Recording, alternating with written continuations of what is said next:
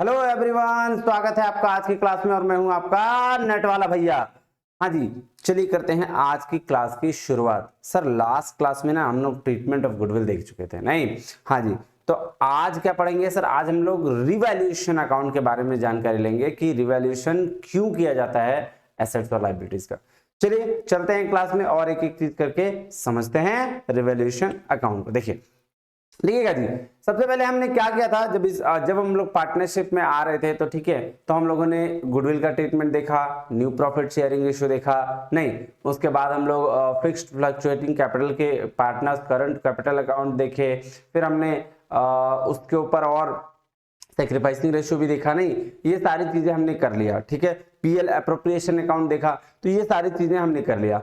अब आप जब कोई पार्टनर एडमिशन लेगा, ये बात ध्यान में दीजिएगा, जैसे आप भी किसी बिजनेस में एंटर करोगे, आप अपने पे लेके देखो उसको कितना अच्छा से समझ में आता है कि सपोज करिए कि दो पार्टनर बिजनेस बाहर पहले से कर रहे हैं और आप किसी बिजनेस में एंटर करने जा रहे हैं या किसी फॉर्म में एडमिट होने जा रहे हैं नया आपके पार्टनर के तौर पर, तो आप क्या करेंगे? आप भी तो ये देखेंगे, क्योंकि आप लेके जाएंगे कैपिटल, वो फर्म वाला दो जो पार्टनर है वो आपसे कहेगा भाई साहब मेरी तो अपनी रेपुटेशन है तो मुझे गुडविल दे दो। हाँ, तो वो तो देना पड़ेगा आपको। तो जब आप कैपिटल दे रहे हो, आप गुडविल दे रहे हो, तो आप ये भी तो जानकारी लोगे ना कि क्या उसने जो एसेट्स दिखाया है क्या वो सही है या नहीं, क्या उसकी वैल्यू उतनी है कि नहीं, क्या लायबिलिटीज जो है वो इतना ज्यादा क्यों है या कम है, कितनी है, ये दिखाओगे। आप ये भी देखोगे ठीक है कि गुडविल जो है वो को किस रेशियो में लेगा, कैसे लेगा, है ना, और डिस्ट्रीब्यूट कैसे करेगा, तो वो सारा चीज देखोगे आप। बिल्कुल, तो बेसिकली जब भी कोई पार्टनर जाता है यानी कि एडमिशन लेता है किसी फॉर्म में, तो एसेट्स और लायबिलिटीज को चेक करता है कि उसकी उसी वैल्यूएशन पे की गई है कि नहीं, और अगर सही वैल्यूएशन पे नहीं होता है तो उसको रीवैल्यू करता है, क्योंकि वो नया पार्टनर जब एंट्री लेता है तो उसकी प्रॉफिट शेयरिंग रेशियो सारी रेशियो क्या होती है, बदल चुकी होती है। तो इसीलिए नया पार्टनर के एंट्री लेने के टाइम में रिवैल्यूएशन अकाउंट और लायबिलिटीज रिवैल्यूएशन ऑफ अकाउंट बनाया जाता है, जिसमें एसेट्स और लायबिलिटीज का को रिवैल्यू किया जाता है। तो आइए चलते हैं, देखिए क्या लिखा हुआ है, पढ़ते हैं नहीं? हाँ जी सर, आइएगा। क्या कह रहा है? At the time of admission of new partner, जब न्यू पार्टनर का एडमिशन होता है, कह रहा है it is desirable to verify whether the book values of assets and liabilities of the firm are correct और नॉट। बोला ऐसा डिजायरेबल है कि भाई हम सब वेरीफाई करें कि जो एसेट्स का बुक वैल्यू दिया गया है और लायबिलिटीज का वो सही है या गलत है। कह रहा है if the assets and liabilities are overstated और अंडरस्टेटेड, ज्यादा दिखाया गया या कम दिखाया गया in the books, it is necessary to revalue them. अब बोल रहा भाई साहब जब एसेट्स लायबिलिटीज को ज्यादा या कम दिखाया गया तो उसको क्या जरूरी है, रीवैल्यू करना, and to bring into account the loss and profit and arising out of such revaluation, और उसको प्रॉफिट एंड लॉस अकाउंट में लेके आना और उसको क्या करना, रिवैल्यूएशन अकाउंट में डालना। नहीं तो कह रहा the idea underlying this adjustment is to avoid any undue gain और loss to the incoming partner. अब देखिए ये जो आइडिया थे, ये रिवैल्यूएशन अकाउंट क्यों लाया गया कि भाई साहब आने वाला जो पार्टनर है जो एडजस्टमेंट कर रहा है उसके लिए कोई या तो कोई बहुत ज्यादा प्रॉफिट अनड्यू नहीं आ जाए या फिर कोई लॉस ना हो जाए। ठीक है, इसको अवॉइड करने के लिए ये एडजस्टमेंट सारी की जाती हैं। कह रहा है if there is any appreciation, increase in the value of assets और reduction in the value of liabilities, the benefit should be enjoyed only the old partners as it has accrued in the pre admission period. अब देखिए simple सी बात है, अगर किसी चीज का appreciation हुआ है, जब पुराने पार्टनर जो हैं, ठीक है, वो पुराने पार्टनर ने किसी चीज का वैल्यू ऑफ एप्रिसिएशन किया है यानी इंक्रीज किया है एसेट्स को, और लायबिलिटी का रिडक्शन हुआ है, तो वो सारी चीज कौन करेगा, वो सारा चीज भाई साहब आपके पुराने पार्टनर करेंगे, क्योंकि आप नए आ रहे हो, आपको तो नहीं मिलेगा ना, उनकी मेहनत पे आपका कैसे प्रॉफिट नहीं। हाँ जी, तो ये आपको क्या करना है, ये आप पुराने पार्टनर आपस में एंजॉय करेंगे, आपने रेशो में वो बांट लेंगे। फिर नेक्स्ट देखिएगा, कह रहा था incoming partner should not benefit from such appreciation in the value of assets और decrease in the value of liabilities. बोला इनकमिंग पार्टनर को कोई अधिकार नहीं, बेनिफिट नहीं मिलना चाहिए जो भी अप्रिसिएशन हुआ है, चाहे वो एसेट के बढ़ने की वजह से या लायबिलिटीज के डिक्रीज होने की वजह से नहीं। हाँ जी, कह रहा सिमिलरली, अब देखिएगा जस्ट अपोजिट है। Similarly if there is debt of if there is any fall in the value of assets or increase in the value of liabilities up to the date of admission, the loss should be borne by the old partners।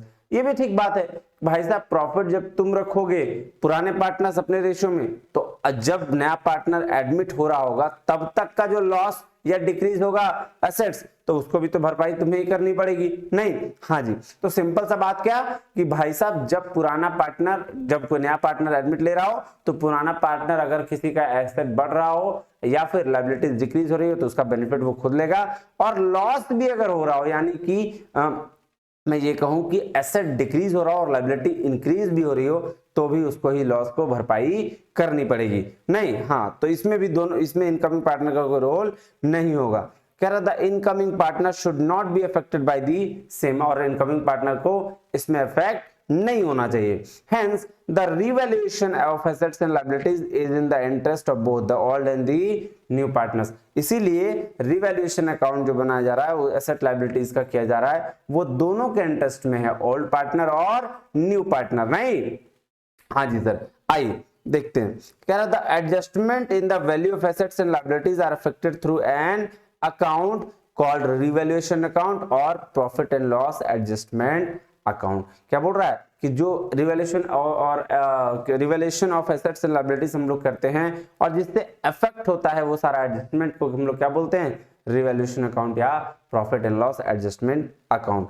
कह रहा है any increase, एक minute देखिएगा, कह रहा है any increase in the value of assets और decrease in the amount of liabilities it is a gain. वो क्या है, अगर कोई एसेट बढ़ रहा है और लायबिलिटी डिक्रीज हो रही है तो वो क्या है, गेन है, should be credited to the revaluation account, और इसको रिवैल्यूएशन अकाउंट में कहां क्या करेंगे, क्रेडिट कर देंगे।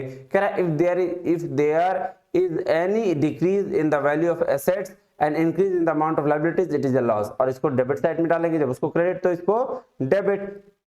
समझ में आई बात? हाँ, कह रहा है it should be debited in the debited to the revaluation account. कह रहा है it is also possible that there are certain assets and liabilities which are still to be recorded in the books of firm, these shall be treated in the same manner as any increase in the assets and liabilities through the revaluation account। बोला भाई साहब कुछ ऐसे भी accounts होंगे जो asset और liabilities में क्या करेंगे, नहीं रिकॉर्ड होंगे, तो उसको रिकॉर्ड कर लेना है नहीं। कह रहा है in other words if there is an unrecorded asset it shall be credited to the revaluation account, and if there is unrecorded liability it shall be debited to the revaluation account। obvious सी बात है ना यार, asset है और record नहीं हुआ है तो इसको रिकॉर्ड कर लेंगे नहीं क्रेडिट साइड में, और आपका लायबिलिटी है अगर वो रिकॉर्ड नहीं हुआ तो उसको रिकॉर्ड कर लेंगे कहाँ, डेबिट साइड में।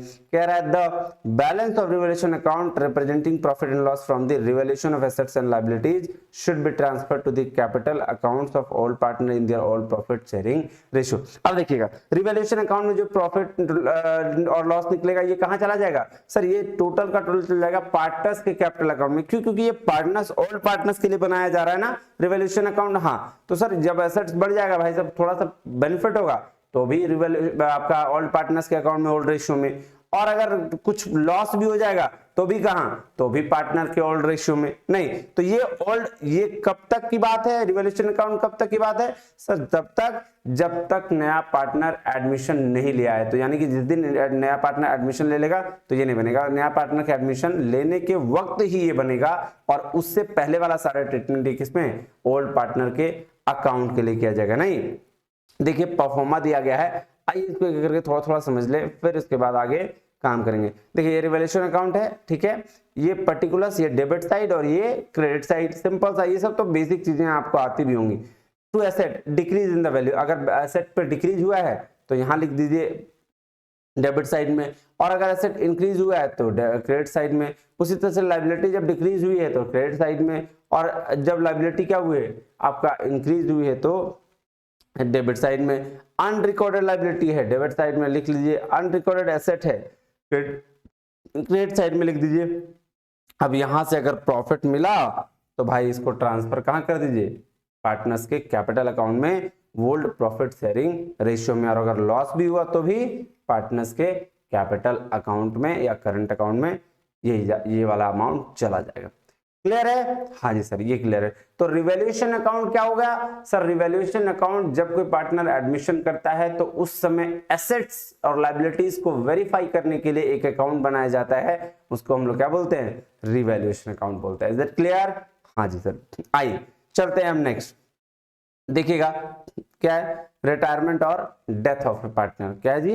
रिटायरमेंट और डेथ ऑफ पार्टनर। अब देखिएगा, जैसे एडमिशन होता है, किसी भी फर्म में एडमिशन होता है तो कोई पार्टनर ऐसा भी होगा जो रिटायर करके चल जाता है, या कुछ ऐसे पार्टनर भी होंगे जो डेथ भी हो जाता है उनका, नहीं? हाँ जी, तो हाँ, तो आइए पढ़ते हैं रिटायरमेंट। सबसे पहले पर देखते हैं रिटायरमेंट, फिर देखेंगे डेथ, और फिर आगे देखेंगे चीजों को। नहीं, आइएगा, कह रहा है अ पार्टनर सीजेस, एक मिनट, कह रहा है partner ceases to be a partner on his retirement और death and such the amount of claim of retiring partner as deceased partner has to be settled by the firm। क्या बोला? a partner ceases to be a partner his retirement death and such the amount of claim, जो amount होगा claim का, क्योंकि देखिए simple सी बात है, जब कोई पार्टनर आ रहा है तो कैपिटल गुडविल लेके आ रहा है, लेकिन जब कोई पार्टनर लेके जाएगा तो भाई अपना जाएगा तो अपना हिस्सा लेके तो जाएगा ना। हाँ, उसी की बात कर रहा है। कह रहा the problem that arises eight the time of retirement of a partner from the firm. कौन कौन सा प्रॉब्लम अराइज होता है जब कोई पार्टनर्स रिटायर करता है? तो सबसे पहले नया प्रॉफिट शेयरिंग रेशियो बनाओ, बिल्कुल, क्योंकि नया प्रॉफिट शेयरिंग रेशियो, जैसे 3 पार्टनर थे और 3 पार्टनर से एक पार्टनर रिटायर कर गया या डेथ हो गया उसका, तो अब क्या करेंगे? तो सर जब रिटायरमेंट या डेथ हो, रिटायरमेंट होने के टाइम में उसको भाई साहब अपना प्रॉफिट का हिस्सा जो है वो उसको देके भेज देंगे उसका, और फिर नया रेशियो बनाएंगे। क्यों? क्योंकि जो नया पार्टनर है उतना ही में रहेगा। हाँ, दूसरा क्या है? Ascertainment of gaining ratio, gaining ratio भी निकालना होगा। ट्रीटमेंट ऑफ गुडविल, ये भी करना होगा। Adjustment for revaluation and asset and liabilities, ये भी करना होगा। और adjustment in respect of unrecorded क्या एसेट एंड लायबिलिटीज का भी आपको करना पड़ेगा। Adjustment in respect of accumulated profit and losses, अगर कोई फ्यूचर में होने वाला प्रॉफिट या लॉस भी है उसकी भी जानकारी देनी पड़ेगी। और methods of payment of retiring partner, ये भी करना पड़ेगा। तो ये सारे एडजस्टमेंट देखिए हर किसी में होंगे। अगर कोई पार्टनर एडमिशन लेता है तो भी हमको ये एडजस्टमेंट करने थे, अगर कोई पार्टनर रिटायर कर रहा है तो भी ये करना पड़ेगा, और जब कोई डेथ कर रहा है, हो गया पार्टनर, तो उसके बिहाफ में उसका रिप्रेजेंटेटिव क्या करेगा? ये सारे काम करेगा। तो एक एक करके आइए चलते हैं और सीखते हैं कि क्या होता है आपका ट्रीटमेंट। तो आइए, सबसे पहला क्या है? New profit sharing ratio. अब न्यू प्रॉफिट शेयरिंग रेशियो कैसे निकलेगा? आप सोचिए कि नया प्रॉफिट शेयरिंग रेशियो कैसे निकलेगा। अब सिंपल सी बात है, ध्यान दीजिएगा। मान लीजिए कि 3 पार्टनर हैं, ए, बी और सी, ठीक है। अब सी रिटायर कर जा रहा है, तो भाई साहब सी के बिहाफ में उसको पैसा दे देगा कौन? ए, बी। अब ए, बी का जो हिस्सा था प्रॉफिट का, अब तो उसका, अब से जो चीज कमाएगा वो तो दोनों उसका। तो एक तो क्या करेगा? सी का पैसा तो जरूर देगा, लेकिन ए अपना हिस्सा रखेगा और बी भी अपना हिस्सा रखेगा, और सी के हिस्से में जिस हिसाब से कहा जाएगा, जैसे अगर क्वेश्चंस कहता है कि भाई इक्वली इक्वली बांट लेगा, तो सी का हिस्सा, ए का हिस्सा मान लेते हैं कि पहले रेशियो था, ध्यान दीजिएगा, पहले रेशियो मान लेते हैं कि 3:2:1 था, तो ए का हिस्सा कितना हो गया? ए, बी और सी, ए का हिस्सा 3/6, और अभी बोल रहा है कि भाई साहब सी रिटायर करेगा, ठीक है। तो 1/6 सी रिटायर करेगा। अब सी जो रिटायर करेगा वो ए और बी दोनों लेगा, किस रेशियो में लेगा? तो मान लेते हैं, बोलता है कि क्वेश्चन में कि 1/2, मतलब इक्वली लेगा, तो इक्वली लेगा मतलब 1/2 के हिस्से में लेगा, तो 1/2 मतलब 1/2 यहाँ कर दीजिए। तो 1/12 किससे ले लेगा? ए से ले लेगा, और 1/12 फिर बी ले लेगा। तो एक तो इसका हिस्सा अपना 3/6 रहेगा ही, प्लस 1/12 किसका हिस्सा? सी का हिस्सा ये ले लेगा। तो इक्वल टू इसमें नया प्रॉफिट शेयरिंग रेशियो नहीं निकल जाएगा? बिल्कुल निकल जाएगा। तो आपको बस क्या ध्यान देना है कि देखिए नया जो रिटायरिंग पार्टनर वो अपना हिस्सा रखेगा, सॉरी रिटायरिंग बोल रहा हूं, जो ओल्ड पार्टनर है जो रिटायर कर रहा है उसका हिस्सा तो रखेगा, प्लस अपना हिस्सा भी रखेगा, तो एक्स्ट्रा जोड़ के क्या हो जाएगा? नया प्रॉफिट शेयरिंग रेशियो बनेगा। आइए एक एक करके इसकी चर्चा करते हैं।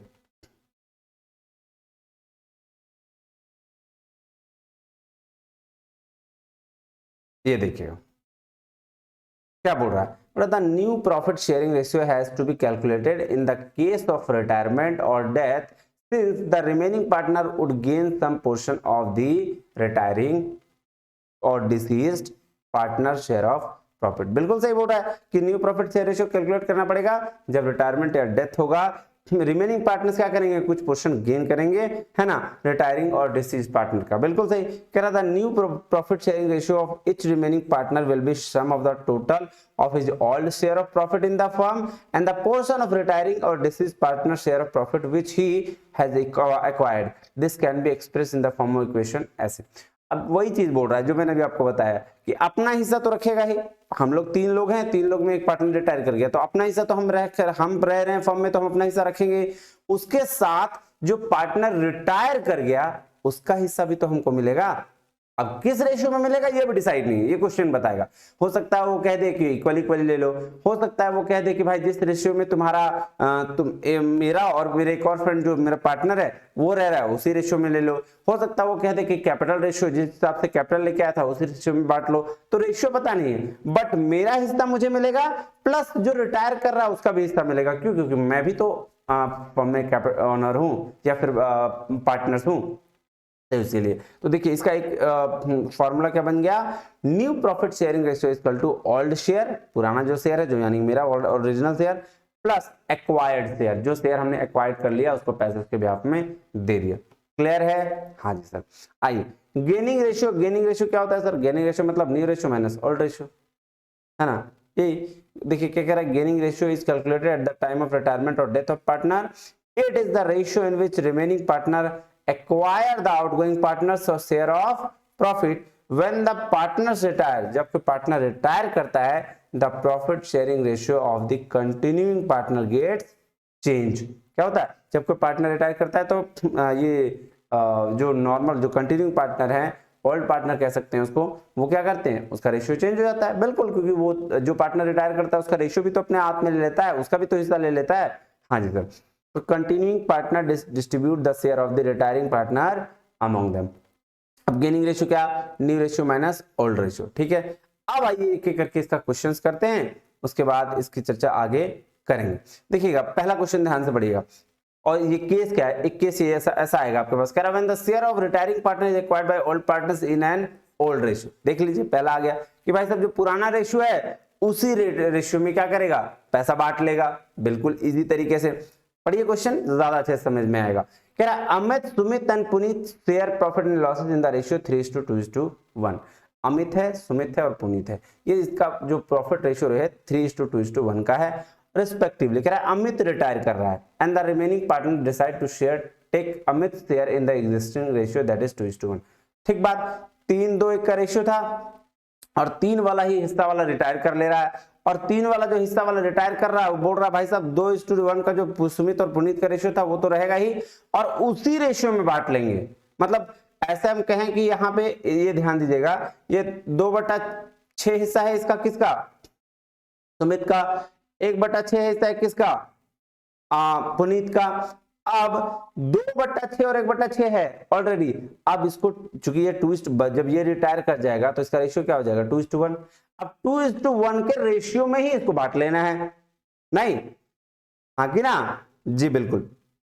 तो अब ध्यान दीजिएगा, तो नया पहले तो ये ध्यान दीजिए क्या कि सर जब ये रिटायर कर गया तो इसका रेशियो हो गया 2:1। बिल्कुल सही। और ये कितना हिस्सा अपना लेके गया सर, 3 हिस्सा लेके गया। ठीक है, 3/6 है ना, 3/6। बिल्कुल। अब 3/6 इसका किसका हिस्सा था, पुनीत का हिस्सा था। सॉरी अमित का, अमित रिटायर किया ना तो अमित का हिस्सा था, सॉरी हाँ अमित का हिस्सा था। अब अमित का हिस्सा को 2:1 के रेशियो में बांट देना है सुमित और पुनीत को, क्योंकि अमित तो चला गया भाई साहब। अब जाने वाले को कौन रोक सकता है? जैसे आपकी गर्लफ्रेंड छोड़ के कभी मान लो चली गई हो तो आप रोक नहीं सकते, बोले जाओ भाई जा, तेरे आने की खुशी ना तेरे जाने का गम, जा बहन जा, दूसरी पटा लेंगे हम, नहीं। हाँ तो ये वाला। चलिए 3/6, आप देखो 3/6 किस रेशियो में जाएगा जी, 2/3 के रेशियो में। क्यों? क्योंकि 2/3 है ना मेरा। अभी जो नया आया है, किसको बोल दिया क्वेश्चन में कि रिमेनिंग पार्टनर के पुराने रेशियो में आपको क्या करना है, बांट लेना है। यही तो मैं बता रहा था। अभी अगर मान लो बोल देता क्वेश्चन की इक्वली बांटना है, तो सीधे यहाँ 1/2 हो जाता नहीं। हाँ जी, वो भी क्वेश्चन आएगा, अभी आगे पढ़ेंगे। तो आइए इस क्वेश्चन को ध्यान से पहले करते हैं।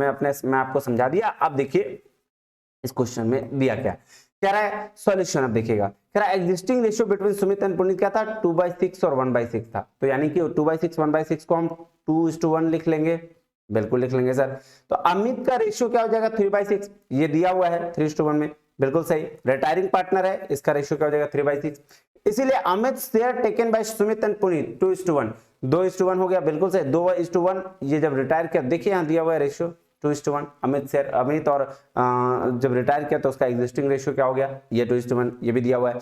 अब बोल रहा है सुमित कितना पाएगा और अमित कितना, पुनीत कितना पाएगा। तो सुमित 3/6 कितना अमित का हिस्सा इनटू 2/3, क्योंकि 2/3 के रेशियो में बोला 6/18, देख लिए। उसी तरीके से पुनीत कितना पाएगा, पुनीत का भी हिस्सा भाई अमित का हिस्सा जो था वो उस और अपना हिस्सा ले लेगा 1/3 और का 3/6 यानी कि 3/18, ठीक है। अब तो न्यू रेशियो क्या हो गया, फिर से ये ध्यान दीजिएगा, ये एग्जिस्टिंग रेशियो पे बना है, लेकिन अब तो रेशियो निकाला अभी न्यू रेशियो क्या 6:3, तो 2:1, नया रेशियो भी इसका 2:1 ही निकला नहीं। अब नया रेशियो निकल गया, पुराना रेशियो आपके पास था तो निकाल दीजिए गेनिंग रेशियो। गेनिंग रेशियो क्या होता है, gaining ratio new minus old ratio. New ratio कितना था, 2/3 अभी निकला, ये देखिए 2। और जो ओल्ड रेशियो कितना था, 2/6 है ना, ये देखिए 2/6 और 1/6। तो 2/6 में ये देखिए 2/3 माइनस 2/6, यहाँ 6 कर लीजिए, 2 दूनी 4 माइनस 2 यानी कि 2/6 निकल गया। उसी तरीके से पुनीत का गेन कितना हुआ ये भी देख लीजिए। बोल रहा है भाई साहब 1/3 दिख रहा है ना, हाँ 1/3 माइनस 1/6, तो वही कर लीजिए, यहाँ 6 आ जाएगा, यहाँ 2 माइनस 1 यानी कि 1/6। तो फिर क्या गया, न्यू रेशियो भी क्या आ जाएगा आपका 2:1 ही आएगा। तो ये आपका क्या निकल गया, न्यू रेशियो निकल गया। अब आ जाइए दूसरा केस में चलते हैं, नहीं हाँ जी सर आइए देखिएगा क्या बोल रहा है कि when the share of retiring partner acquired by all partners in all specified proportion, ये भी बोल रहा है भाई साहब ओल्ड स्पेसिफाइड पोर्शंस में जब बांट लिया जाता है।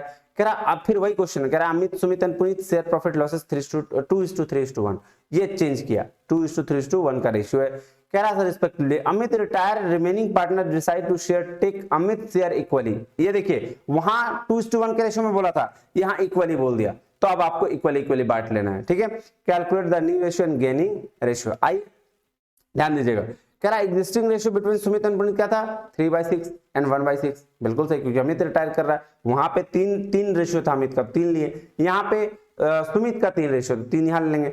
तो existing ratio between Sumit and Puneet कितना है जी, ये देखिए 3:1 है ना, तो इसीलिए 3/6 और 1/6। अब अमित का रेशियो जो रिटायर कर रहा है वो क्या 2/6, क्योंकि 2 यहाँ दिया हुआ है देख लीजिए, 2/6 में रेशियो में रिटायर कर रहा है। बोला Amit share taken by Sumit and Puneet is 1/1 इसलिए लिखा क्योंकि 2 लोग हैं और इक्वली बांट रहा है, तो 1/2 और 1/2 हो जाएगा ना। हाँ जी सर। अब सुमित गेट कितना सुमित पाएगा, तो सुमित का शेयर कितना था भाई, सुमित का शेयर था 3/6, ठीक। तो इसको हम 1/2 लिख सकते हैं। हाँ जी सर।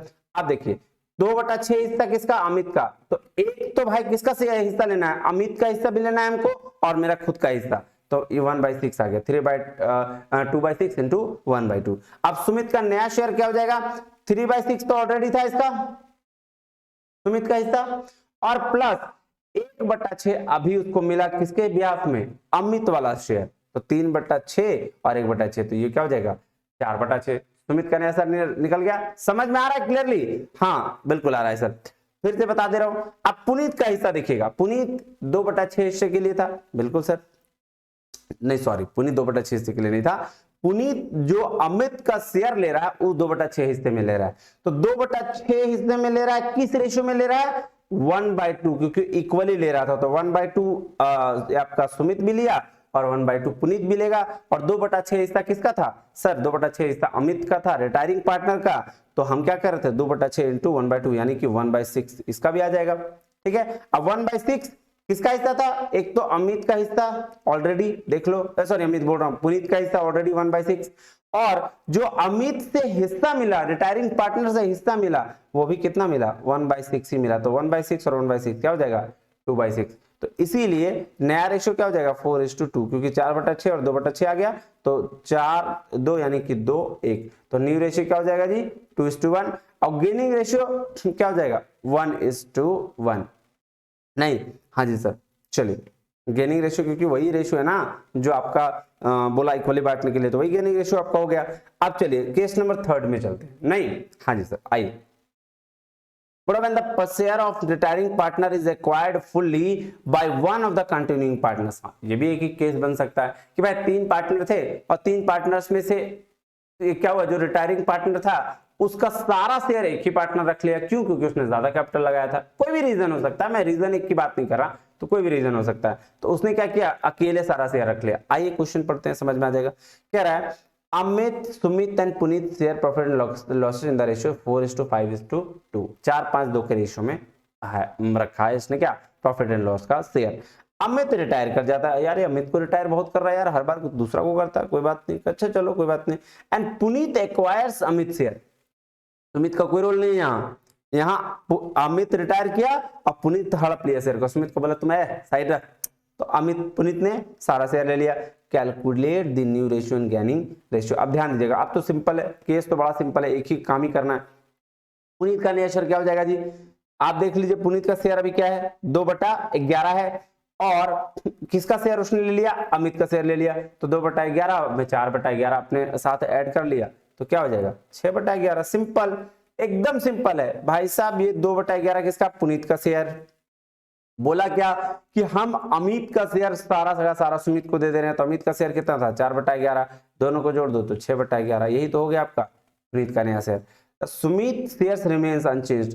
अब देखो जो सुमित का शेयर कितना था 5/11, तो वो 5/11 ही रह गया, क्योंकि सुमित को तो कुछ मिला नहीं रिटायरिंग पार्टनर से, तो 5/11 रह गया। तो न्यू रेशियो क्या हो जाएगा, सिंपल सा बात है, सुमित का और ये 5:6। ध्यान दीजिएगा 5:6 होगा, क्यों, क्योंकि पहले सुमित है फिर पुनीत है, तो ये नहीं कि 6:5 कर दें, नहीं, क्योंकि पहले सुमित, तो सुमित का 5 ये जो उसका था वही रह गया, और पुनीत का रेशियो क्या हो गया 6/11, तो ये 5:6 के रेशियो में बढ़ गया।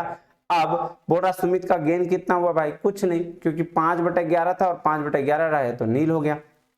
अब आइए, और पुनीत का गेन कितना हुआ, पुनीत का गेन 4/11। अरे भाई साहब सिंपल सा बात है ना, 4 हिस्सा था किसके पास, अमित के पास, 5 हिस्सा था सुमित के पास, और 2 हिस्सा था पुनीत के पास। सीधा सीधी क्या बोला भाई साहब ऐसा करो, अमित रिटायर कर रहा है तो अमित का जो भी हिस्सा होगा सारा पुनीत को दे दो।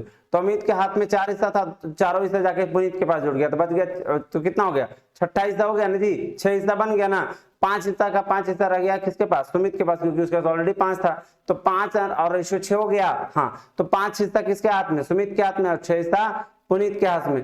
तो भाई साहब फायदा सारा का सारा किसको हो गया, सारा का सारा पुनीत को हुआ ना। सुमित तो बेचारा 5 पहले भी था, अभी भी 5 में है, तो कहानी खत्म। नहीं, हाँ जी नेक्स्ट चलें।